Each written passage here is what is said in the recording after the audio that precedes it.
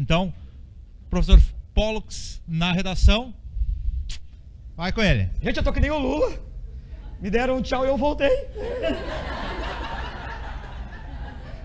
Vocês perceberam isso? E ainda fiquei por último, né? Lula acabou de dizer, fez o discurso dele agora, disse que vai se entregar e tal, tá indo no avião lá e tal. Eu não me entrego. Eu vou até o fim, velho. Vão ter que vir me buscar. E aí, gente, quer dizer então que acabou o português, vamos à redação, né? Vai cair redação? Vai. Teve uma que me disse ontem pelo WhatsApp, professor, tem certeza que cai redação na Assembleia? Digo, bora.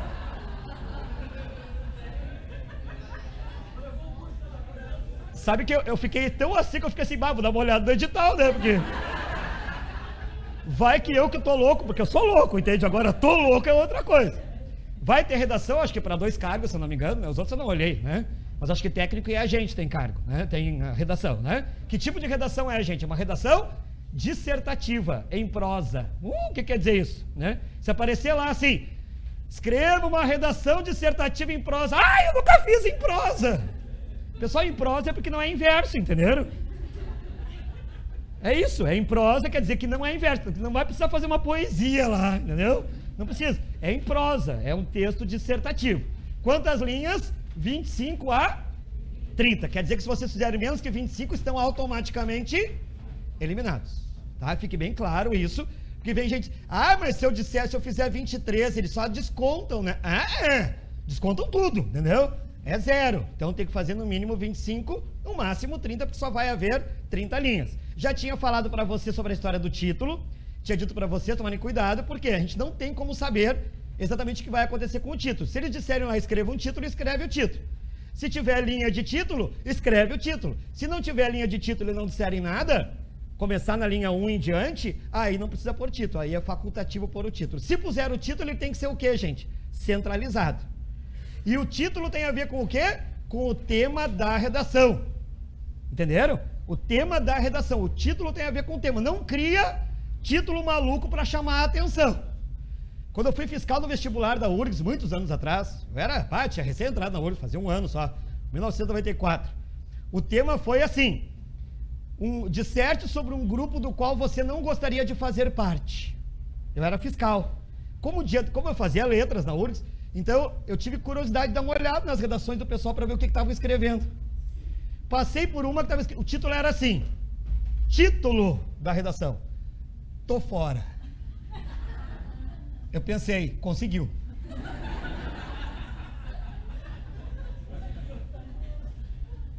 A pessoa que põe um título dessas, pessoal, eu defendo pena de morte para 2 situações. Uma é essa, e a outra é que a pessoa que escreve a partir junto. São as 2 situações, e com crase, já pensou junto com crase. Gente, olha só, o título não é para chamar a atenção de ninguém lá na história. Lá. O título é uma espécie de resumo do tema da redação. É para que o corretor entenda que tu entendeste qual era o tema da redação. Então começa por aí, tá? O título centralizado, se tiver título, relacionado ao tema. Quantos parágrafos? 4.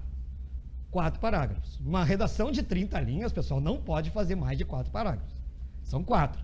A redação da Polícia Civil era de 35 a 50 linhas. A gente dizia, faz 4 parágrafos, faz 5, faz 6, até dava.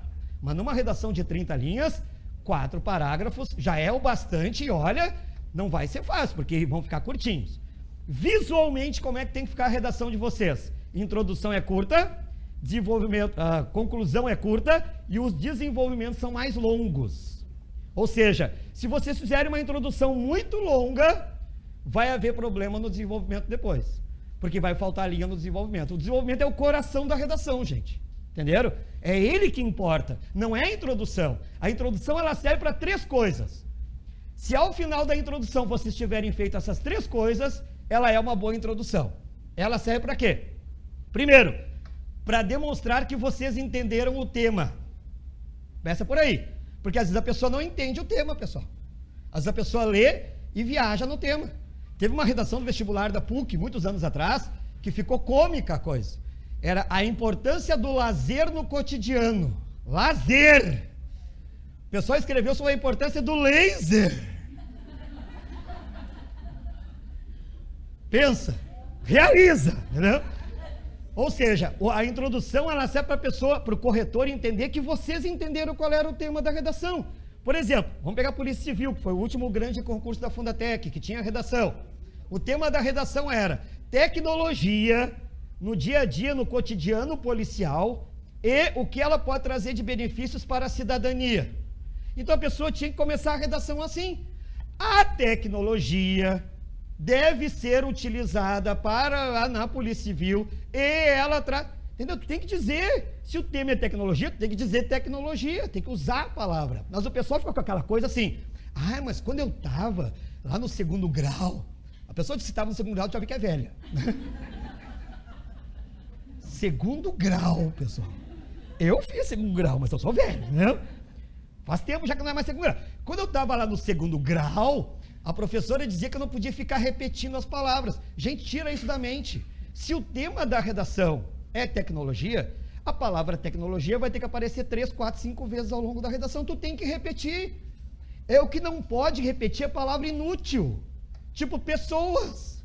Porque as pessoas encontraram outras pessoas e saíram com pessoas e resolveram fazer pessoinhas. Não, né?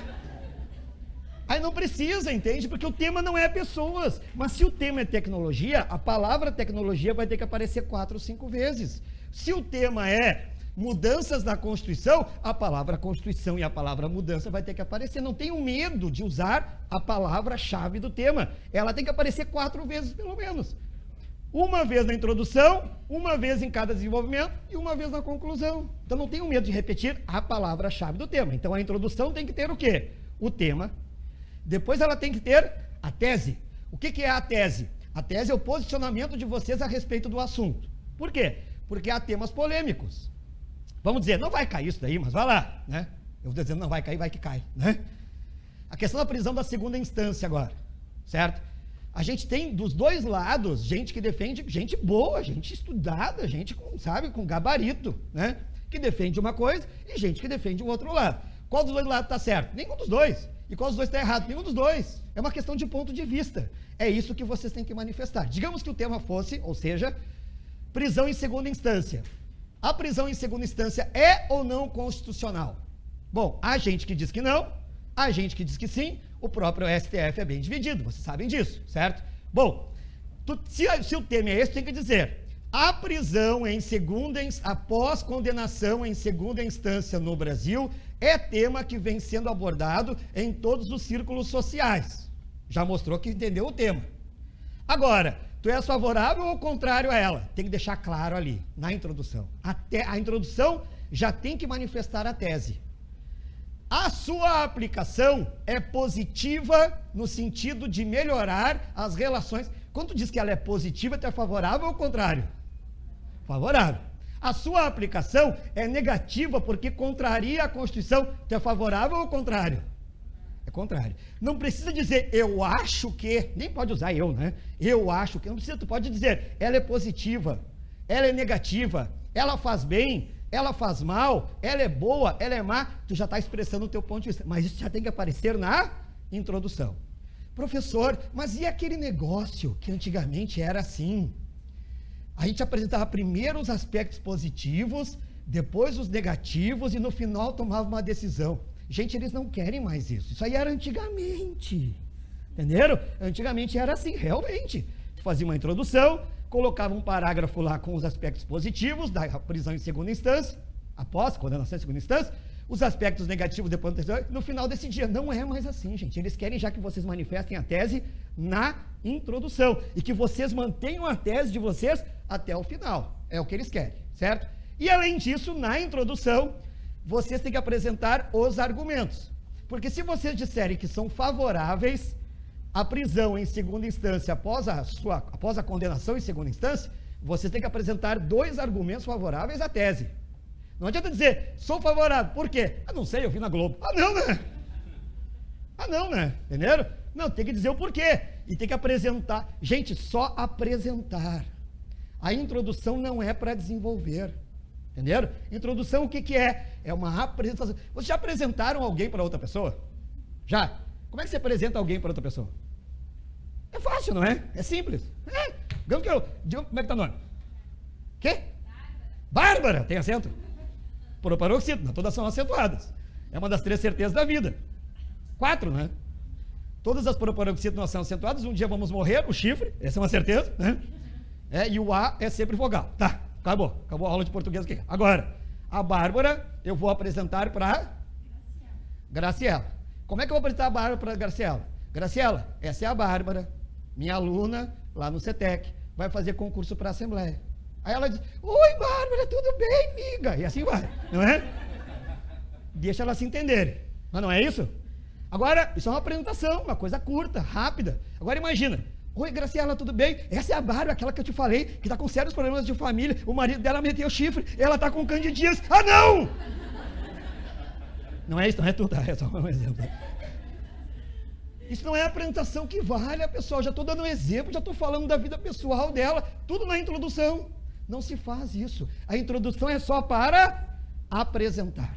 Apresenta o tema, apresenta a tese, apresenta os 2 argumentos. Acabou a introdução. 5 linhas. Tudo isso em 5 linhas. Professor, tu acha que eu consigo fazer? Consegue. Consegue. Teve gente que já conseguiu, tu consegue também. Tá? 5 linhas. Aí começa o desenvolvimento 1. No desenvolvimento 1, o que vocês vão fazer? Ele é curto. Ele é curto. O ideal seria haver linhas bastantes para vocês fazerem um rescaldo histórico, um resgate histórico sobre aquilo.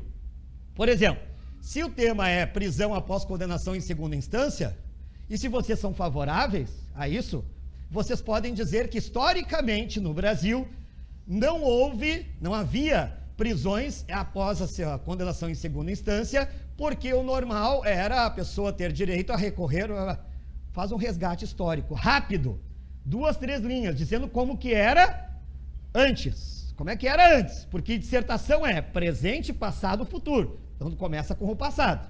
Logo depois, apresenta o teu argumento, favorável à tese. O primeiro argumento que foi aquele que tu citou lá na introdução. Apresenta aquele argumento. Logo depois. Logo depois apresenta um exemplo. Tem que ter exemplo concreto na redação, gente. Dissertação tem que ter exemplo concreto. Apresenta um exemplo concreto. E por último, apresenta uma consequência. Ou seja, eu sou favorável, resgate histórico. Historicamente, não se prendia no Brasil gente após condenação em segunda instância, porque se esperava a pessoa recorrer a instâncias superiores. Histórico, já fiz histórico. Agora eu vou dar, dentro da minha tese, o argumento que eu quis apresentar. No entanto, isso acabou fomentando a corrupção no Brasil, pois quem tem direito a recorrer, quem tem dinheiro para recorrer, recorre às instâncias superiores e acaba por não ser punido. Já entrei aí no meu argumento e na minha tese. Exemplo, aí eu posso dizer, por exemplo, o ex-deputado federal Paulo Maluf está condenado a mais de 20 anos e mesmo assim só veio a ser preso recentemente. Então, dei um exemplo concreto de uma pessoa que recorreu e só agora, depois de 20 anos, foi preso. Agora o futuro. O que é o futuro? É a consequência. Assim, se a medida for mantida, ou seja, a prisão após condenação em segunda instância, com certeza ela irá coibir novos crimes, tanto de colarinho branco quanto crimes comuns. Deu, acabou o desenvolvimento. É assim que se faz, gente. É assim. É uma coisa lógica. É resgate histórico, enfoque 1, exemplo, consequência. Acabou o desenvolvimento. Como é que é o desenvolvimento 2? Igual. Só não tem resgate histórico. Só o desenvolvimento 2 ele trabalha com o segundo argumento. Então eu tinha lá o primeiro argumento, que era o combate à corrupção. Ou seja, prisão em segunda instância combate à corrupção. Meu segundo argumento é que a prisão em segunda instância diminui a quantidade de processos nas instâncias superiores. Sei lá, aí eu vou desenvolver sobre isso, vou falar sobre isso, vou dar um exemplo sobre isso, vou dar a consequência disso. É sempre assim que a gente organiza, sempre nesse resgate histórico, enfoque, exemplo, consequência. Depois, enfoque, exemplo, consequência. Por fim, o que a gente coloca na conclusão, gente? A conclusão, ela não é para apresentar novos elementos.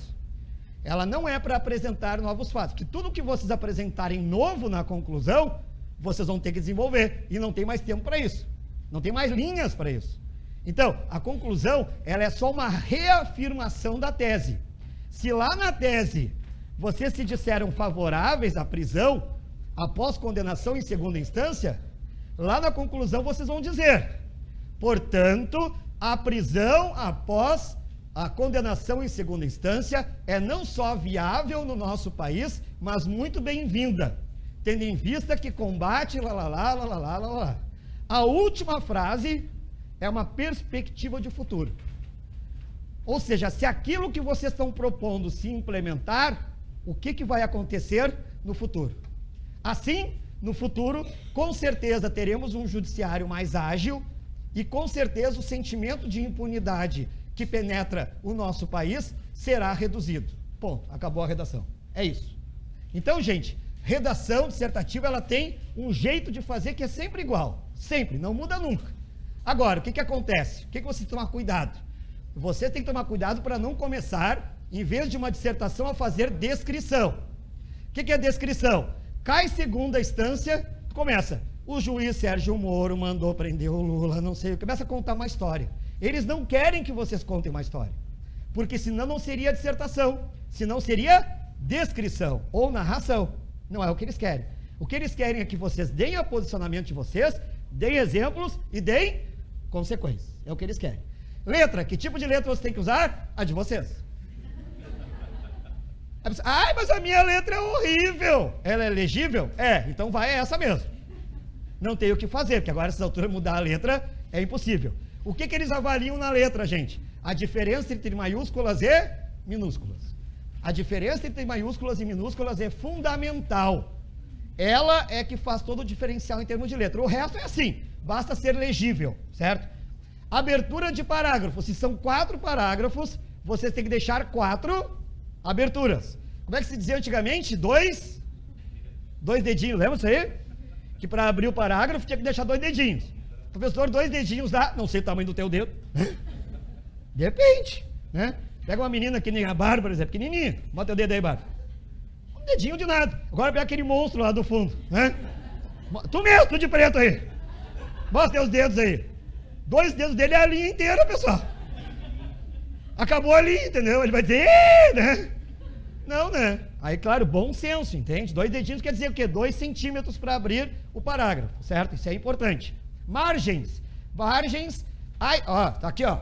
A folha, ó. À esquerda tem que ser alinhada, encostado na linha, na margem esquerda lá. Não deixem espaço em branco. Tem que ser encostado.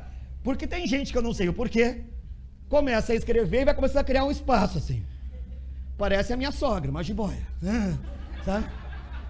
Não, gente, é para encostar lá à esquerda, entenderam?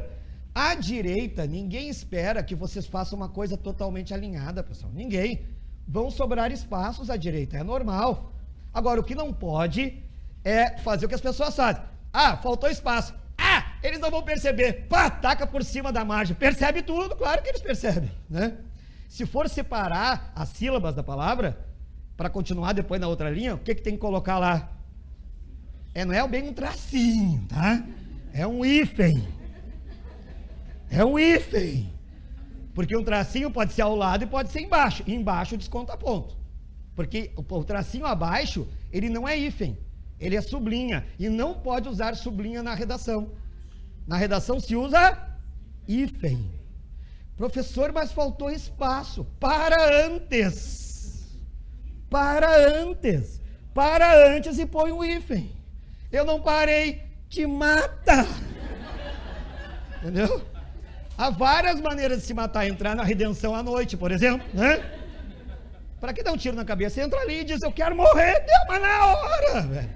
É na hora. Então, para antes, põe o hífen, continua lá embaixo, tá? Tem que repetir o hífen? Não. Não precisa repetir hífen coisa nenhuma, tá? Põe o hífen, continua lá embaixo, normal, normalmente. É para deixar linha em branco entre o título e o começo da redação? Não. Não se deixa a linha em branco, a não ser no final da redação, se sobrar a linha. É de 25 a 30. Na hora de passar a linha, deu 28, sobraram 2. Legal, sobraram 2. Agora, entre o título e o começo da redação, não existe linha em branco. É linha 1, linha 2, linha 3, vai escrevendo que nem o louco, né? Cuida, porque rascunho é uma coisa, passar a limpa é outra. No rascunho, geralmente, ficam mais linhas do que na hora de passar limpo. Porque a gente não capricha na letra, faz uma letra qualquer, porque as linhas não são exatamente iguais à folha. Cuida para não escrever de menos, porque na hora de passar limpo, aquilo lá que tu escreveu pode virar 22, 23 linhas. E eu quero ver tu inventar coisa no final. Quero ver. Acaba a conclusão, tá que nem eu aqui, dá tchau e tem que voltar. Isso é um fiasco, né, pessoal? Vai ficar pra história esse negócio. Tchau, palmas, e pessoal, voltei. Foda, né? Então, eu tenho que fazer a mesma coisa. Portanto, lá, e as duas últimas linhas. Pois é, estou aqui enrolando porque eu não sei o que escrever e sou obrigado a fazer 25 linhas. Tipo assim, entendeu? Então, cuidado na hora de passar limpo, porque isso vai acontecer. Às vezes vai reduzir o tamanho, e às vezes acontece o contrário. Tem gente que acontece o contrário, então tem que tomar muito cuidado com esse negócio, tá? Outra coisa, gente, não deixem a redação para o final. Redação é uma coisa que, primeiro, vocês não podem chutar. Como é que vai chutar a redação, né? As outras vocês podem chutar. Faltou tempo no final, para 5 questões, chuta qualquer coisa lá, A, B, C, D, E, né? Agora, como é que vai chutar a redação? Não tem como chutar a redação. Outra, redação exige raciocínio. Cansa mais.